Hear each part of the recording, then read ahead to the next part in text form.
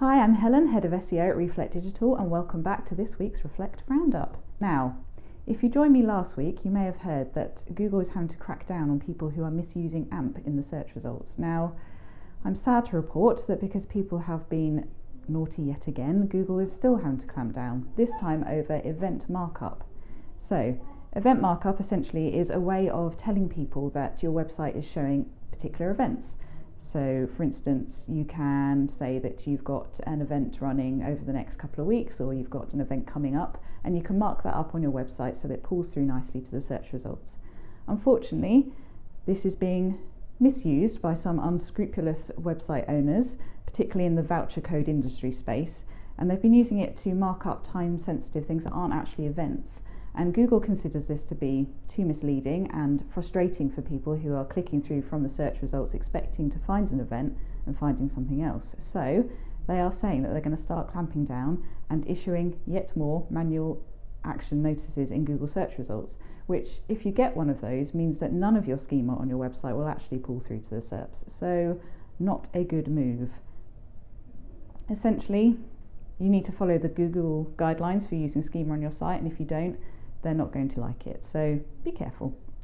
Next up, you might find an increase in an intriguing message appearing in the search results in Google. The mysterious line, "No information is available for this page, learn why," has been appearing in place of meta descriptions on some listings.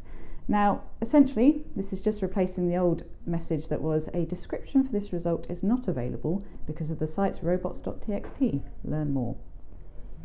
Googlebot essentially has found the page in your website but is no longer able to access it. So it may be that it's crawled it in the past, but something is stopping it from accessing it now, and that something is probably your robots.txt file. Now, if you're not sure what one of those are, you should probably look it up because it's quite important to your website. But essentially, it's a place where you can give instructions to robots like search engine bots to tell them what pages they can and can't visit on your website. So if you see this description appearing for any of your results, then you know that you need to go and check out your robots.txt and see if there's anything in there that might be blocking a particular page.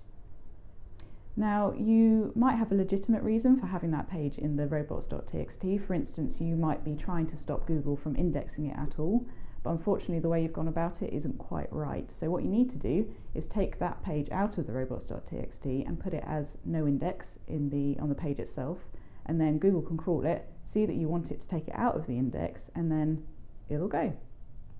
Simple, yes? No? Maybe give us a call and we'll help you. So finally, Google is feeling particularly altruistic at the moment by letting searchers donate to their favourite charities straight from the search results. Currently, it's only available in the US. I feel like I say that a lot, but it is hopefully going to be rolling out across other countries soon. But in order to be eligible for one of these donate buttons that Google is going to start showing on the knowledge panel for particular charities, you have to be signed up for Google's Google for Non-Profit scheme.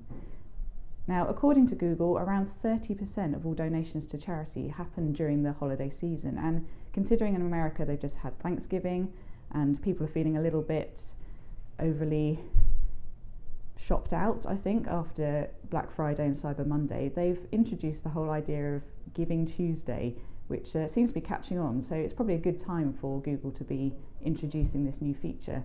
So hopefully it will be out in the UK soon, but it's worth checking out Google for Non-Profits just to see what else they're doing in the charity space. So that's it from me this week. See you again next week.